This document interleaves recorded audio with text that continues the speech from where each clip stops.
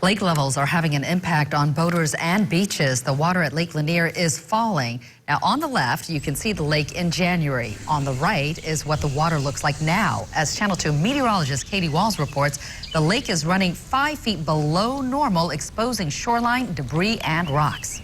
As the lake drops to its lowest point in 3.5 years, the U.S. Army Corps of Engineers is taking extra precaution to ensure boater safety, starting right here with temporary buoys. We'll put it right here between these two rocks, this cinder block.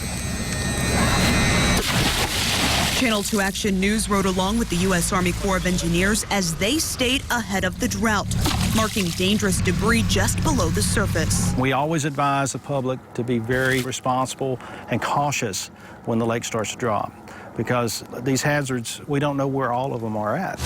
Lake Lanier is peppered with 100 islands that become more exposed as the water level lowers. As the water drops, a lot of times the hazard will be further away from the point that's marked. The lake has its hills and valleys. Where I'm standing right now, water is about 100 feet deep, but just 25 yards away, the depth rises to just 2 feet. That danger marker in the middle of one of the busiest parts of the lake. Some of these hazards you can't see above the water line.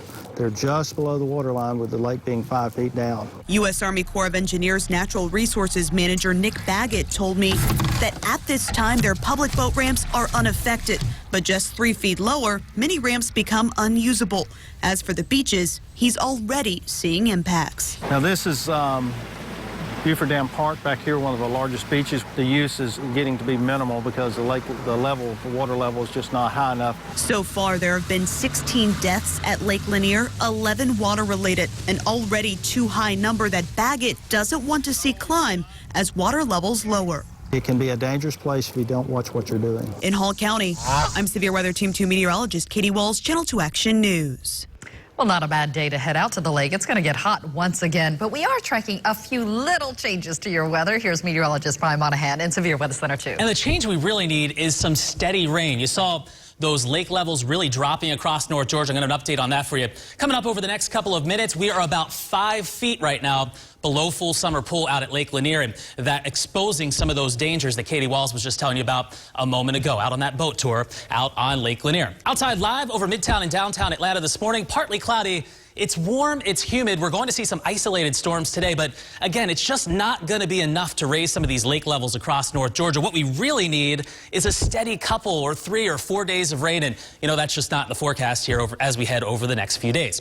We're at 79 right now. The humidity actually matching that number. We're at 79% right now. The breeze is out of the east for us at about 7 miles per hour east and northeast wind, and you know that's the way our storms are going to move today, from the east toward the west, and we're going to keep that best chance of rain up over the mountains. Upper 70s Atlanta into the upper 70s as well for Athens, but some areas now in the last few minutes just jumping into the low 80s, including Calhoun at 82. It's 82 to start your Sunday in Rome. Down in LaGrange, our start this morning at 82 degrees. By 12 o'clock around Metro Atlanta, 86. Still a mainly dry sky across North Georgia, mixture of sun and clouds. By 2, that's when we'll start to see some isolated storms develop. But again, these are going to be pop-ups, kind of few and far between. There'll be big gaps between storms, so what develops is not an all-day rain, and it's not going to cover all of North Georgia today. By 2, we're at 90 degrees, and at 4 o'clock, isolated storms, the temperature at 92. Last few minutes, updated our humidity forecast. I want you to notice 1 o'clock this afternoon, these shades of orange across North Georgia. That's the moisture, the mugginess we need for a few downpours later on today. That's exactly what we'll see as we head into the afternoon. But as we move toward tomorrow, here's 6 o'clock Monday, these shades of green, a little bit of drier air moving into North Georgia, and that's where we're going to back the rain chances from 30% today down to 20% by Monday and Tuesday, and that little slice of drier air is going to stay in place through most of the week. So hour by hour today, starting at 1 o'clock this afternoon, little pop-ups developing Fannin and Gilmer counties up through Towns and Union County this afternoon. By 5, isolated storms. Notice Atlanta southward. You could use the rain. You're just not going to see much of any of it today. Partly cloudy sky, and then as we head through the afternoon and evening time, storms will start to diminish. For tomorrow, partly cloudy sky to start. And then as we move into the afternoon, just some isolated pop-ups developing. Again, notice not much tomorrow afternoon, and that's why I've got the rain chance down at about 20%. So for today, 92 Atlanta, low 90s Carrollton, headed for the mid-90s, mainly dry through LaGrange and Eatonton at 94 today, and upper 80s for high temperatures around Blairsville. Here's your lake update for this afternoon. 91 out at Lake Lanier. There's the water level, just about 5 feet below full summer pool. Doing better out at Lake Allatoona today, 92. Watch out for a few storms there. Down at West Point Lake this afternoon, we'll keep it mainly dry. 94 degrees this afternoon's high temperature. For the next 5 days, we're keeping temperatures in the 90s, 92 today, looking at 91 tomorrow. The rain chance at 20%, just isolated storms around Tuesday, Wednesday, Thursday, as well as we keep any tropical moisture for the most part to our south. We'll stay in the low 90s. Brian, thank you. Overnight, the Powerball jackpot rolled over to $154 million, and we have those winning numbers for you. They are 4, 32, 48, 49, 63, and the Powerball is 20. Now to cash 4, 1, 1, 9, and 9. Fantasy 5 now, 2, 10, 13, 34, and 40. Remember, you can always check those winning numbers on our website, WSBTV.com. 8 years after a teenager's murder, police arrest a suspect. The victim's sister talks only with us about the emotions she's feeling. And the city of Atlanta is paying nearly $2 million to the federal Justice Department. The history of mismanagement and the apparent corruption that sparked a federal investigation. Plus, a major new security flaw found on the iPhone. The simple solution to keep you safe. Weather brought to you. All right, I've done it, but if you haven't downloaded the new update for your iPhone, please do it as soon as possible. Apple says the update fixes a hole that hackers can use to see everything you do on your phone, even turn on the camera and microphone. If you get a text with a link to the update, just don't click on it. Go through the settings on your phone to get the update. After extensive negotiations, school officials in Gainesville reached a contract agreement for the school superintendent. Wanda Creel is in the final year of a 3-year contract. The agreement follows a number of Board of Education meetings that address school progress and Creel's performance. The details will be presented to the board for final approval on September 6th. Some patients in Georgia will pay more for health care through the Affordable Care Act. The state insurance department approved a proposed hike of 21% for Blue Cross Blue Shield. The insurance company requested that increase following Aetna's departure from the Affordable Care Act. Blue Cross now expects to pick up about 90,000 Georgia members. Many people we spoke with say premiums were already too high. What am I supposed to do? I'm trying so hard to find some kind of insurance I can afford. Health advocates suggest people shop around during open enrollment to find the plan that best suits them. Sex assault charges are dropped against 3 former college athletes. The district attorney talked only with us on why he did not take the case to court. Plus, a murder suspect arrested 8 years after the alleged crime. The sister of the victim talks about the emotions she's now feeling. The sister of a teenage murder victim is speaking only with Channel 2 Action News about her relief that his accused killer is finally in jail this morning, 8 years after the crime. How can you live with yourself knowing that you took a child's life? You were an adult. You took a child's life and you proceeded on to live your everyday life like nothing has happened. Kimberly Carter is grateful detectives kept working her brother's murder case. Investigators say Brandon Williams shot and killed Corey Coleman in May of 2008 at a house party in Northwest Atlanta. This April, police in North Carolina found and arrested Williams after a domestic violence incident. Williams is now back in Atlanta, charged with murder. This morning, dozens of local college students are waking up in a hotel after their dorm flooded. You can see the damage at the University of West Georgia. A damaged pressure gauge caused this flooding.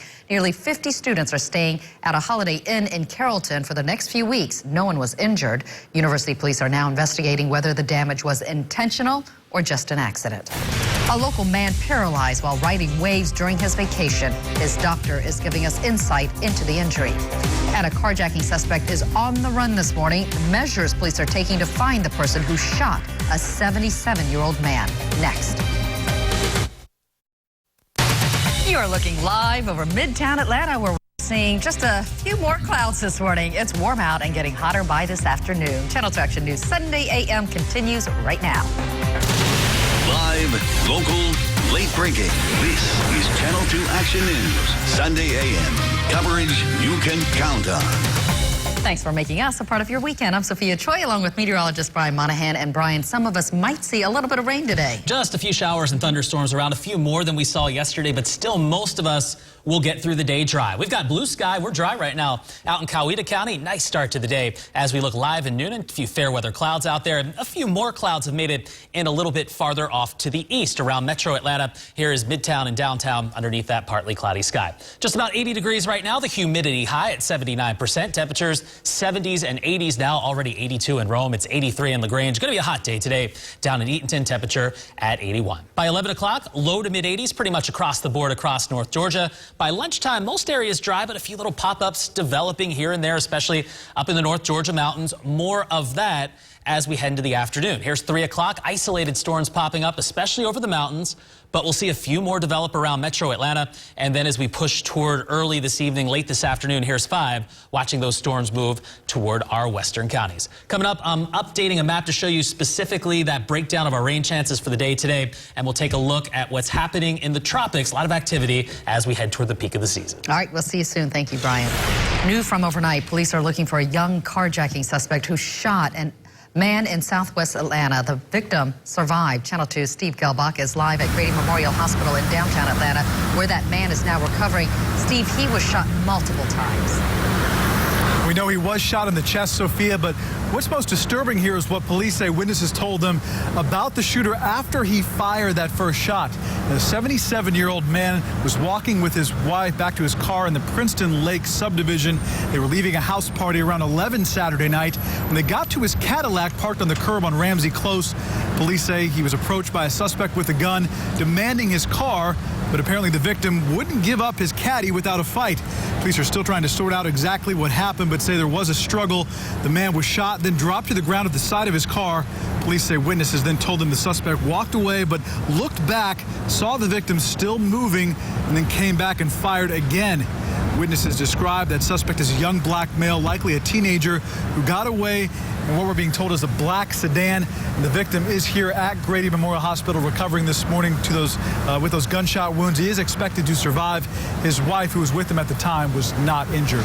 Live in downtown Atlanta, Steve Gelbach, Channel 2 Action News, Sunday AM. Steve, thank you. In an exclusive interview, we questioned a local district attorney about the decision to drop charges against 3 former Morehouse College basketball players.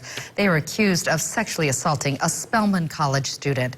Malcolm Frank, Ch.2 Indodekwa, and Tevin Magabo all face serious felony charges from 2013. Fulton County District Attorney Paul Howard told us he had to drop all those charges. He said witnesses reported the young woman was conscious and made decisions prior to the alleged assault.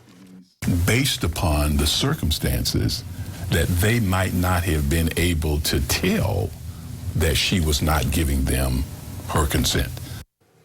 DA Howard told us his office has no plans to file lesser charges.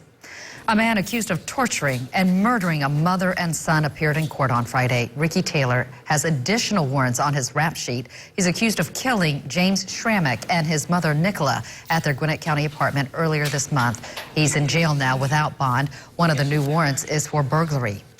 Leaders in one county will have to take another look at plans for development near a busy mall. Gwinnett County commissioners voted this week to send the Venture Drive Corridor project back to the county's planning commission. County staff made changes to the original proposal. A developer wants to build high-rise buildings in the corridor near Gwinnett Place Mall. The City of Atlanta's agreement to pay nearly $2 million to settle claims by the U.S. Justice Department is leaving some unanswered questions on the table. Now, many are asking, what's next? Channel 2 investigative reporter Richard Belcher reports this matter is not closed. In the crosshairs is the Atlanta Workforce Development Agency housed in this building near Turner Field. The mismanagement and apparent corruption there were so severe, the city's internal auditor recommended shutting it down 3 years ago. This is video of one of the agency's training programs. That same 2013 audit found that over half of the trainees lived outside the city of Atlanta. A retired federal agent told us he'd investigated the same Atlanta agency years earlier. You found problems. Yes. Talk about them. Similar to what was in this particular audit, yeah. Now we have a clear signal that federal authorities are still investigating workforce development. Here's what Atlanta's chief legal officer said before the city council went behind closed doors to approve the $1.8 million payment to the Justice Department. One of the reasons why we're discussing it in executive session is not only is it a settlement, but it's also an open investigation of our federal partners. The few documents the city has given us reveal that federal prosecutors began demanding a long list of records from workforce development a year ago. The law cited is often used to go after contractors, individuals, or governments suspected of cheating the federal government. Atlanta attorney Matthew McGuire says investigations can be triggered by private whistleblowers. The incentive for the private individual is that he or she gets a percentage of what the government recovers through the claim. Richard Belcher, Channel 2 Action News, Sunday AM.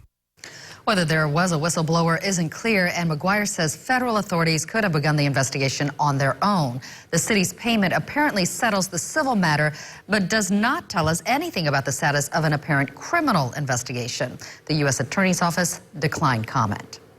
People in one local county can now have their arrest records cleared. Fulton County leaders held a summit Thursday for people arrested for nonviolent crimes. They explained how to get information on the records expunged. County Commission Chair John Eves says it's for people who were not convicted or pleaded guilty. So we're going to do this so that they can have easy access to employment as well as sustainable housing in our community. Possibilities. I'm excited about it.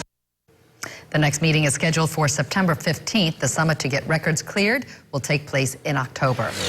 Happening now, Coney County Sheriff's deputies are investigating a body found in Watkinsville. Investigators say an African-American man was found on Farm Road Cemetery Road this morning. Deputies are investigating this case as a homicide. Of course, we'll bring you any new details we learn throughout this newscast and on Channel 2 Action News at noon.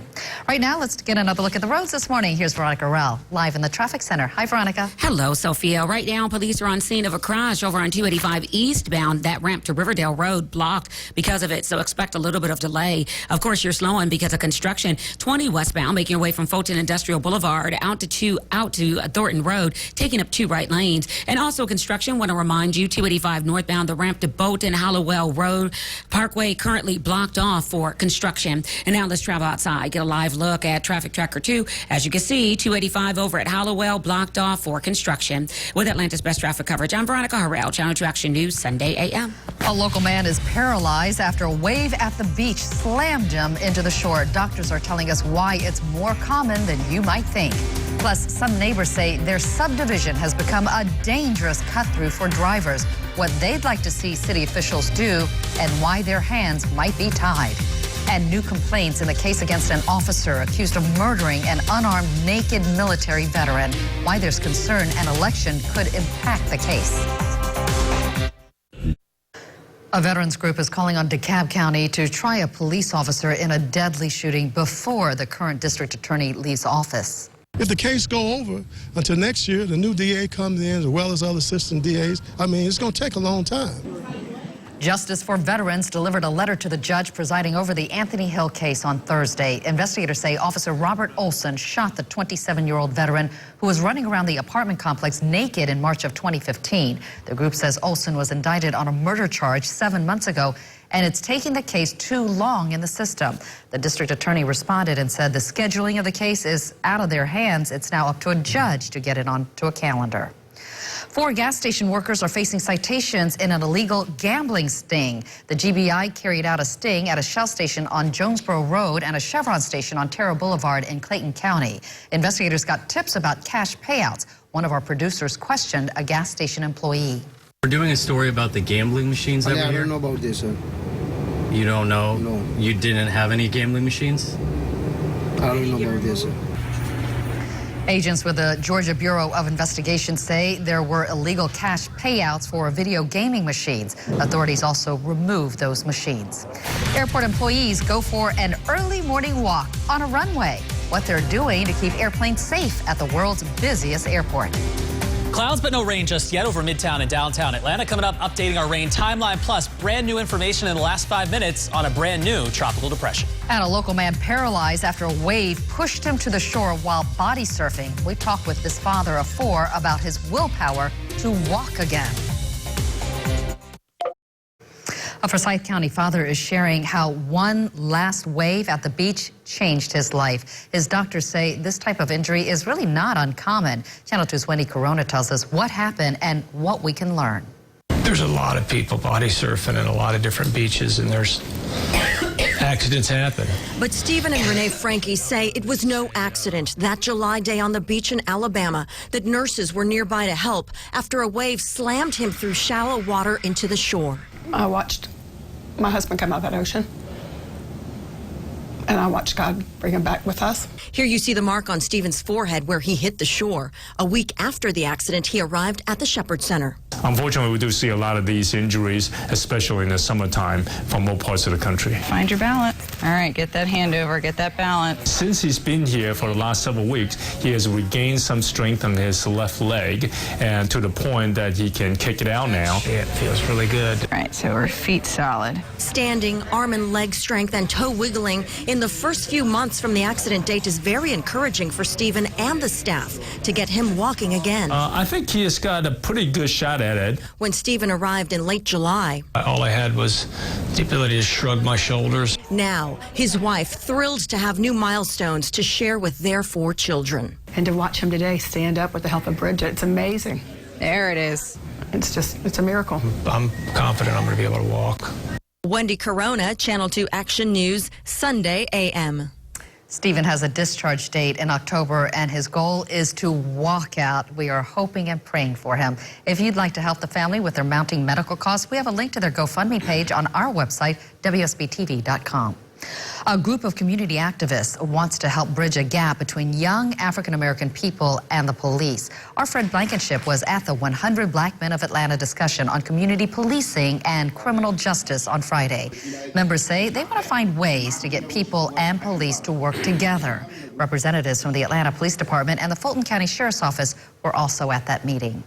Well, if you have outdoor plans, get ready for the heat. It is going to be hot and pretty sticky out. Meteorologist Brian Monahan has your forecast and Severe Weather Center 2. And Sophia, temperatures already heating up very quickly. We're approaching 80 degrees right now. For the 71st time this year, we're going to have temperatures in the 90s this afternoon. Right now, outside live over Midtown and downtown Atlanta, partly cloudy, hazy, humid temperatures just getting close to that 80-degree mark right now. The humidity at 79%. Wind is out of the east-northeast at 7. We're going to have a steady breeze at about 10 miles per hour for us through the day today.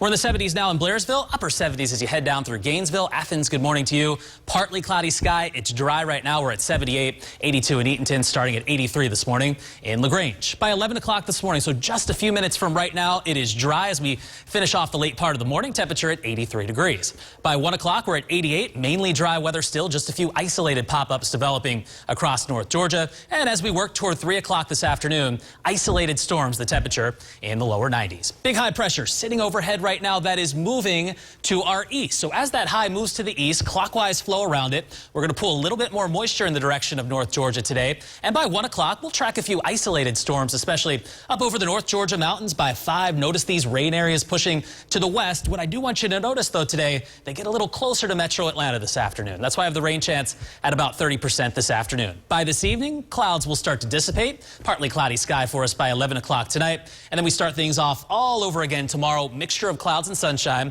First thing on Monday morning, we're still dry through lunchtime. And then into the afternoon, chance for just a couple of pop-ups here and there, but the rain chance actually a little lower tomorrow, running at about 20%. So for this afternoon, upper 80s in Blairsville. We'll be in the low 90s this afternoon. Gainesville, Atlanta, today's high up at 92 degrees, 93 in Carrollton, looking at mid-90s for high temperatures in LaGrange. Let's get an update on what's happening in the tropics. I just tweeted a couple of minutes ago, brand new information on a tropical depression that's developed, but it's not the storm you think. The one we've been talking about, this area of low pressure really having its difficult time getting its act together down across the Bahamas. Eventually forecast models taking this into the central and eastern Gulf of Mexico this week, where it very well could become a tropical depression or tropical storm. But the system that has caught the attention of the National Hurricane Center, brand new tropical depression number 8, wind at 35 miles per hour off the coast of the Carolinas. This will get close to coastal Carolina over the next few days and then move offshore, likely to become tropical storm Hermine. fine. Here's the 5-day forecast. The weekend in view for you. 92 degrees this afternoon's high temperature. Rain chance at 30%. 20% rain chances Monday, Tuesday, Wednesday, and Thursday. High temperatures in the lower 90s. Brian, thank you. A former Atlanta City Councilman says someone in Atlanta's watershed department should be fired for allowing a swanky Buckhead condo tower to get away without paying for more than $1 million in water and sewer services. Channel 2 investigative reporter Richard Belcher says it's not clear what the city will do. And so we're here to make a demand of the city to collect the money and for the ownership of this building to pay the money. Former Atlanta City Council member Derek Bozeman. Somebody ought to be fired. Somebody ought to be held responsible. How do we let a bureaucrat with a stroke of a pen give away $1 million? Jack Richardson watched it all. He's the resident of the Phoenix on Peachtree who blew the whistle on the unbilled water and sewer debacle in his building.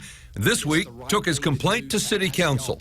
Send the right message, reverse the Water and Sewer Department's decision to waive our entire bill, and make the Phoenix on Peachtree pay. State Senator Vincent Ford accused the council of being too passive about this expensive screw-up in Buckhead. We hear a deafening silence from City Council.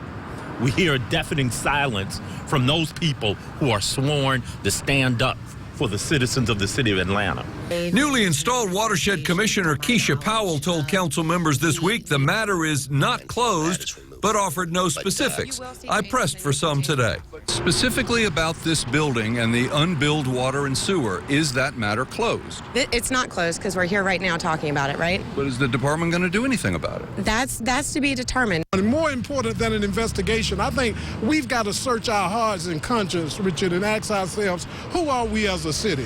What do we represent? And is this fair? Richard Belcher, Channel 2 Action News, Sunday a.m. The city's initial position was it will make no effort to collect for the unbilled services because the city was at fault. The city has backed away from that, but remains pretty vague about what, if anything, it's going to do. Now, we need to say that no back bill decision was made before the current commissioner took office. This morning, a runway at Hartsfield-Jackson International Airport is clear of debris thanks to nearly 100 airport employees. Channel 2's Audrey Washington explains how the trash can pose a danger for planes. I got a rock.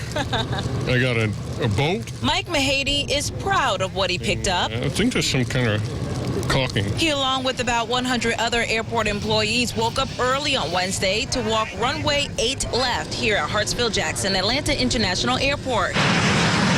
The goal, to clear the runway of as much debris as possible. Those are large and small objects that shouldn't really be on the runway, sometimes lug nuts. We found cell phones out there before, which is kind of odd. Officials say, though, the runway is inspected and cleared each day. The annual Foreign Object Debris Walk is aimed at making all airport workers aware of safety and the real dangers debris on the runway can cause. Wow. Yeah, there we go. This piece of rubber from a tire was the largest piece of debris found on Wednesday. It's exactly what airport officials say can spell danger for an aircraft. So the issue with something like this is if it gets kicked up into a jet engine, it could possibly take out a jet engine. That's right. God, we got it all. And officials say this event isn't just about cleaning up the runway, but it's more of an exercise to help bring all airport workers together. Something that's very unusual, not a lot of people get to do.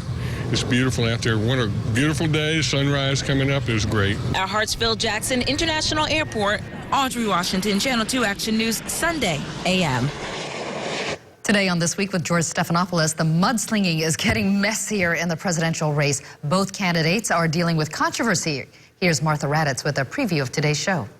Good morning. It was another tumultuous week for Donald Trump on the trail, continuing his war of words over minority voters with Hillary Clinton and facing new questions about his immigration policy. Is he softening his stance? I'll talk to Governor Chris Christie about that.